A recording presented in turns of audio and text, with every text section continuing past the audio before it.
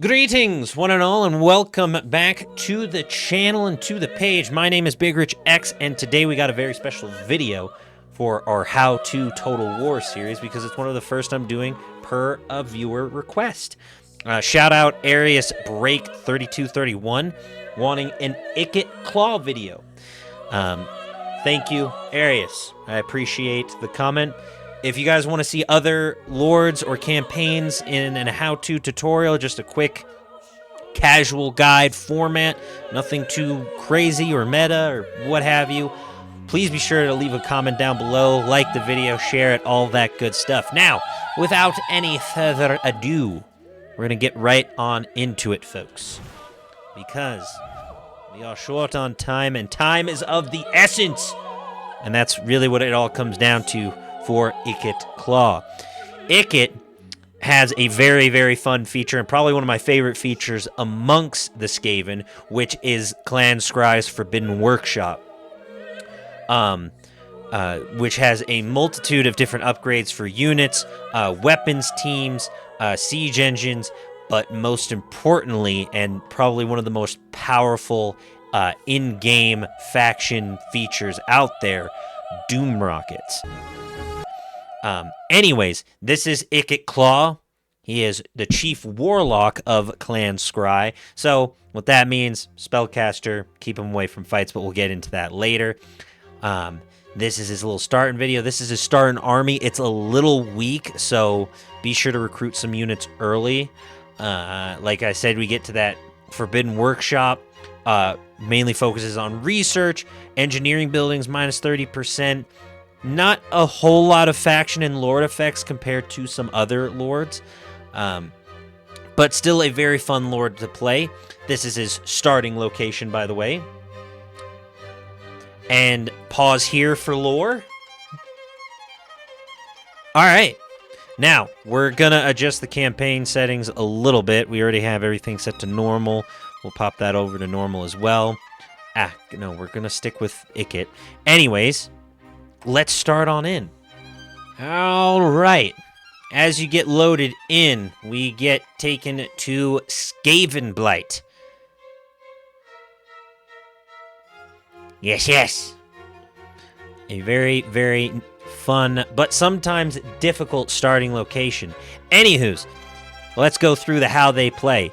Warp Fuel is going to be your biggest thing, as that's how you upgrade stuff in the Forbidden Workshop. Using Scry's war technologies, including the Doom Rockets, which we will dive into a little bit later. Establish undercities and keep the faction's food supply up. You want to keep it in that yellow range, or else you'll get some pretty heavy penalties if you run out of food for your faction. Like the Quick Head Taker run through, these are pretty much the same, except instead of taking Karak 8 Peaks, you're focused on building out your Forbidden Workshop and creating devastation through your various machinations. Anyways, let's get into it. You're going to get your first little mission or what have you. You'll have a couple of armies around you. You're already at war with all of these factions surrounding you. So on higher difficulties, this can be a bit difficult of a start, just because they're all going to be playing a bit aggressive towards you. Right now, I'm just doing normal to keep it calm, cool, and collected. I'm putting this Warlock Engineer just in my army. I always do that just for the initial Lord and Hero, just so they get leveled up quicker. Luckily, we start with the Iron Frame unique item. We'll go into his skill sheet right now. As you can tell, Spellcaster, but does have some buffs to his melee. Eventually, you'll get a Doom Wheel, which will make him a lot more mobile, but a bigger target. So you got to be careful on that regard. Just because he can get pinned down and taken out quite easily once he's in the Doom Wheel. But if you keep him mobile, you should be just fine. But again, you're going to want to focus his spell casting first, because he's primarily a spellcaster rather than a fighter. He still has pretty good stats once we go over his armor. melee attack and everything else, but not really sustained in a fight just because of his low health pool and lower leadership. Skaven traditionally just have lower leadership than other factions, so you may struggle against high leadership factions such as the Dwarves or the Lizardmen. But you get your brass orb, which is a very good ability against multiple units. It's a good chafe clearer. You get warp lightning, howling warp gate, as your first couple of spells. Skaven, again, have lower leadership than other factions, so try to get that buffed up first. We'll go to his quests. You'll eventually get the Storm Daemon, which again provides another good ability. Of magic missiles. It gives you bonus versus large, extra control, which is huge for Skaven as well, and armor piercing damage. So again, can sort of take a bit of a beating in a fight, but due to that low health pool, he can get taken out quite easily, especially against armor-piercing units. So be careful if you're going to send him into a fight. Typically, you just want to use him when you're clearing out chafe or chasing down a unit that's retreating, or once you get the Doom Wheel to track down ranged troops, but definitely don't want him in a 1v1. Anyways, we'll get a look at our starting army. Basic sort of tier 1, tier 2 infantry, if my memory serves me right. As we get a look at Skaven Blight, it's already a tier 3 settlement, which is super nice. But if we get a look at our building browser, you get the tier 1 units, which are those clan rat spears with shields and with swords of varying sizes and whatnot. We do have radius mods installed, so we do have a few extra units available that you may not see in vanilla. But your most powerful unit, at least in my opinion, or most powerful units are going to be your weapons teams here, especially in auto-resolve. They are great in auto-resolve. So we're going to definitely get that built up. But the unit you're going to want to eventually get is some poisoned wind mortars. They can just melt units, and especially the Regiment of Renown version of them. We don't have access to them, unfortunately, but the Regiment of Renown version of these guys is pretty strong.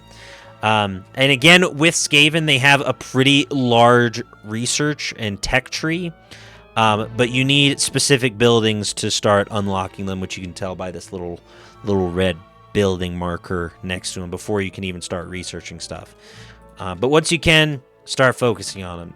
And again, so we have these tier 1 infantry, but we do have access to some weapons teams, some pretty efficient weapons teams early, specifically these Jezzails. Jezzails are great for just focus firing faction leaders and like legendary heroes and lords and larger units. They have armor piercing, damage dealing, and great range of 285. I'm going to pull up the stats here for the Warp Block Jezzails. So focus leaders and heroes, lords and heroes, I should say, for the Jezzails. And then you have your rattling guns, which, again, as their stats say, pull them up here, great anti-infantry. The problem with these weapons teams, and I'm going to stress this because I didn't stress it in the Queek Head Taker video, you have to have line of sight. You have to have line of sight, and you can't shoot through your own units. You can, I think, force fire, but then you're just going to melt your own units. But I'll show that in our first battle. You'll see when they want to fire and when they don't. It can be a little particular, so just be on the lookout for terrain. Terrain is super important for your weapons teams. Anyways, as we can probably tell, you have your Skaven Corruption, which really just assists in your food production once you have undercities and you start expanding them. You have your main objectives, so on and so forth, your victory conditions. But the big thing for Ikit Claw is his Forbidden Workshop. Here you can upgrade Doom Flayers, your Doom Wheels, and your weapons teams. If you're not upgrading weapons teams first, you're obviously going to go for Doom Rockets, but Doom Rockets deserves its own little section. Doom Flayers are okay. They're not my favorite unit. you do get some of them right here. They're great anti-infantry, but they can get bogged down real quick. They're listed as a war machine, so similar to like chariots, so you want to just cycle charge them in and out of, lower tier infantry or ranged units just so to interrupt their firing, but they can get torn apart pretty easily. Just again, that lower leadership will really have an effect. I mean, these clan rats have a leadership total of 38. So, with Skaven, as I said in the Queek Head Taker video, it is quantity over quality. Even with their tier 3 Storm Vermin and with the Radius mod, their tier 5 infantry, you want to just surround and overwhelm your opponent. Don't necessarily focus on trying to save a unit unless it's one of your weapons teams, because these clan rats are meant to just be meat shields and thrown at the wall. I mean, they literally have the meat shield stat line because they have a 16,800 health pool. It's like they don't cause a lot of damage, but they can just absorb damage and make other units tired, giving them fatigue and wearing them out. So then when your weapons teams or your higher tier units come in, they can take care of other units easier. But anyways, back to the Forbidden Workshop. Doom Wheels function more or less the same way, except in not a team of 8 of them, it's just one singular Doom Wheel. So again, you can just upgrade them with food and your warp fuel, and that's how you upgrade anything in the Forbidden Workshop. You're gonna want to get your wind mortars, if anything, leveled up first once you unlock them. But Jezzails are a great starter. Getting extra armor piercing damage, base missile damage, a missile resistance for them, and then Craven rounds, which is plus 10 range and even more armor piercing. So upgrading your Jezzails is going to be huge for taking down other enemies, lords, and heroes, mainly so you don't get focus fired yourself, or you don't lose leadership when your leader goes down. You're affecting the enemy team's leadership. Because again, Skaven leadership stinks to high heaven. And now what you've all been waiting for. The Doom Rocket. The Doom Rocket is the single most, dare I say, the single most devastating item that a faction has access to in the entire game. You can build an extra Doom Rocket off the rip. At least with Radius mod, you have a little bit extra, or you can upgrade it. We already have one, so I'll be sure to display that in game, at least on one of the battles, just so y'all can see what it does and how effective it is. And the 6 upgrades you have access to are Warp Power Plant, so it'll increase Winds of Magic in strength when changing. That's faction wide. Toxic Waste Salvage is usually the one I go for because you get a 100% chance to recover warp fuel after using the Doom Rocket in battle. So that's the one I'm going to get. You can get Refined Warpstone, which is super nice. It's a 25% chance to build an extra Doom Rocket, so 2 for the price of 1. Under Empire Silos, increase the storage limit of Doom Rockets. You currently are limited to 5, but you can increase that to 8. Kill Experiment Field, casualty replenishment rate is plus 10% after using a Doom Rocket, and then damage over time, basically giving it a nuclear-like effect, even more so, that the area where the Doom Rocket impacted will cause damage over time, which is great when enemies are sort of in a pinch point and they have to march through that sort of toxic field. But we have our 1 Doom Rocket, we have some warp fuel, and if you hover over these little symbols, you'll show, production levels, how many have been used, and then you're going to want to keep track of your warp fuel so you can manage upgrades. It's like you can get them through hero actions, missions, workshop upgrades, and discovered in battle, which is usually after using them, and then you'll use them through missions and obviously the workshop research. Now, we're going to use this. You want to save the Doom Rocket for unwinnable battles. So when you're going up against, in a 1v, you're a 20 stack going up against, you're surrounded on all sides. And you get a nice solid clump of opponents. That's when you drop. Treat the Doom Rocket like an area of effect spell, because that's essentially what it is, where you're trying to eliminate as many units as possible. So, without any further ado, let's attack Toboro. and fight the battle. And I forgot to do Menace Below. As Skaven, you also have access to Menace Below, which is being able to spawn a unit of clan rats anywhere on the battlefield, which is amazing, especially when you're going up against elves or even, even Empire or Dwarves or anyone that has ranged units, because you can interrupt ranged units and artillery with the Menace Below. Those units will eventually disappear over time, but they still can have a massive impact on the way a battle plays out. Okay, so we have our Jezzails. We're going to focus it on... They don't have a leader, but we'll just focus it on a unit and see how effective they are. They'll just be at fire at will, but you can tell already with terrain, you're going to want to place your weapons teams on this high ground so that they can fire over their troops. Or their own units, I should say. And your weapons teams are really, really weak once they're in melee. So try to protect them as much as you can. With Skaven, that can be a bit difficult, but if you have some storm vermin to protect your flank from cavalry charges, you should be okay. But we're going to get these guys firing immediately. And then we have Ikit Claw's brass orb. But we're going to be using that Doom Rocket. You can't drop it right off rip. There's a 45-second cooldown to using it. But you can see our Jezzails are already firing and doing pretty good damage. Or at least getting some hits in. So they did like a little over 1,000 damage to this one unit in a single volley. And causing a bit of damage as well.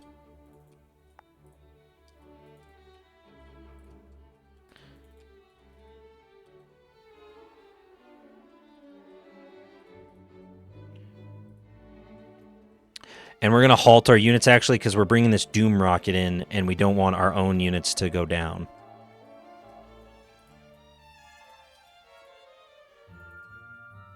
But look at the Rattling Guns go. They're basically warpstone miniguns.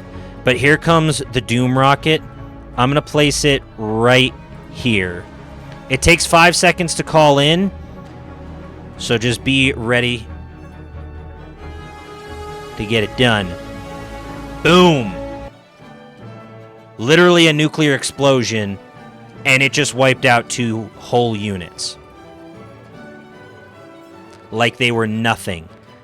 They completely melted them.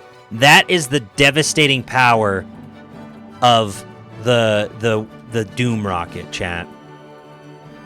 They can absolutely change the course of a battle, especially if you place it right. If you place it in the right spot, if you make that right placement, it can literally wipe out an entire army. Especially on like siege battles or underway battles where units are going to be in tight spots, in tight corners. Placement is key. But I wanted, that is an absolute waste of a Doom Rocket because this is the initial battle. Absolutely do not use your singular Doom Rocket in this battle because you may not be able to build one afterwards. But save your Doom Rocket for the right battle at the right time, and it can make or break your faction and the battle.